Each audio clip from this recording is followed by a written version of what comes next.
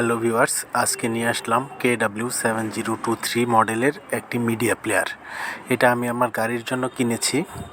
পার্সেলটা আজকে হাতে পেলাম। এখন আমরা দেখব এই মাল্টিমিডিয়া প্লেয়ারটাতে কী কী ফিচার আছে এবং এটার আনবক্সিং ভিডিও। এটাতে আছে HD supported, MP3 supported, SD card supported, USB, auxiliary port, steering wheel control, remote control, FM radio, 52 ওয়াটের 4টি স্পিকার আউটপুট।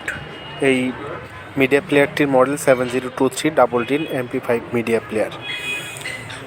এটাতে রয়েছে ফোন লিঙ্ক। এই মিডিয়া প্লেয়ারটার মেইন ফিচারগুলো দেখি।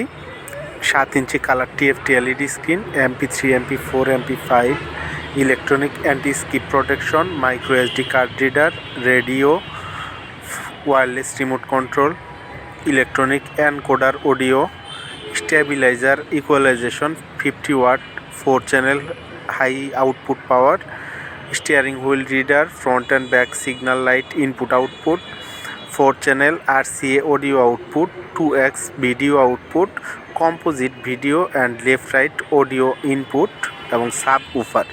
আচ্ছা, ওখানে আমরা দেখেছিলাম ফোন লিঙ্ক আছে, কিন্তু এখানে বলা আছে সব ফোনে সাপোর্ট করে না, কেনার আগে চেক করে নেবেন। এখন দেখি এটার বক্সের মধ্যে কি আছে। বক্সের মধ্যে আছে কয়েকটা কেবল দেখতে পাচ্ছি, দেখি কি কেবল এবং অন্য কি কি আছে। প্রথমেই দেখতে পাচ্ছি রিমোট কন্ট্রোল। রিমোট কন্ট্রোল দিয়ে সব কাজ করা যাবে। এরপর দেখতে পাচ্ছি কিছু cable, video input output, auxiliary input output, এই সব কাজ করার জন্য কেবল। এরপর আছে কিছু পাওয়ার কেবল, যেগুলো গাড়ির ব্যাটারি এবং গাড়ির লাইটের সাথে কানেক্ট করতে হবে। এরপর আছে একটি ইউজার ম্যানুয়াল, যেটি বিস্তারিত পড়লে আপনি এই মিডিয়া প্লেয়ারটি সম্পর্কে বিস্তারিত জানতে পারবেন বা বিস্তারিত ধারণা নিতে পারবেন। এখন দেখি আমাদের সেটটিতে কি কি আছে। আমাদের মিডিয়া প্লেয়ারটিতে প্রথমে একটি 7 ইঞ্চি LED স্ক্রিন দেখতে পাচ্ছি। এই পাশে একটা ডায়াগ্রাম, যেটা যে সেট করবে ইনি খুব ভালোভাবে বুঝতে পারবে কিভাবে ডায়াগ্রামগুলো করা আছে। ওই পাওয়ার কেবলগুলো 2টা কেবল এখানে দিতে হবে।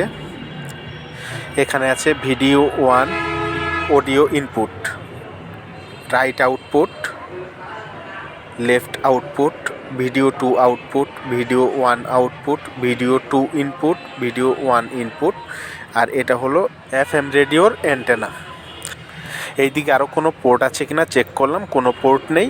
এবার মেইন ফিচারে আসি। প্রথমে একটি মাইক, তারপর আছে একটি ইনফ্রারেড সেন্সর, তারপর আছে সোর্স এবং power button, volume plus button, volume minus button, mute button, TF card, এখানে আপনি মেমোরি কার্ড ব্যবহার করতে পারবেন, অক্সিলারি পোর্ট, USB পোর্ট, যেটির মাধ্যমে আপনি ফোন চার্জ এবং পেন ড্রাইভ ব্যবহার করতে পারবেন।